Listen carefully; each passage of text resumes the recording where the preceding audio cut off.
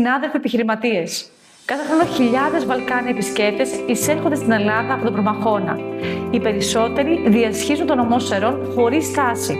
Κατευθύνονται απευθείας στα ξεχικά τους και στην παραλιακή ζώνη, κυρίως στην περιοχή Οφρινίου, και από εκεί οργανώνουν τις καθημερινές τους ανάγκες. Το ζητούμενο για τον νομό Σερών είναι ξεκάθαρο. Να μετατρέψουμε τη διέλευση σε στάση και τη στάση σε επιλογή.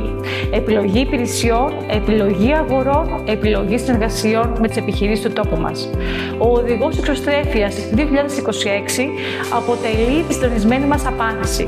Πρόκειται για ένα δίγλωσσο οδηγό, αγγλικά και βουλγαρικά, σε έντυπη ηλεκτρονική μορφή, οργανωμένο σε θεματικές κατηγορίες, ώστε ο επισκέπτης να βρίσκει άμεσα αυτό που χρειάζεται.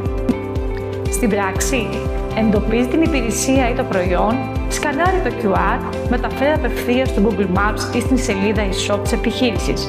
Από τοπικά τρόφιμα και εργασίες για το σπίτι μέχρι υπηρεσίες ασφάλειας και καθημερινές ανάγκες, ο επισκέπτης αποκτά άμεση πρόσβαση στις επιχειρήσεις του νομού. Πρόκειται για μια οργανωμένη και ενιαία παρουσία του νομού Σερών. Για να γίνουμε στάση, απαιτείται συντονισμός. Και ο συντονισμός στηρίζεται μόνο μέσα από τη συσπήρωση των επιχειρήσεων του τόπου μας.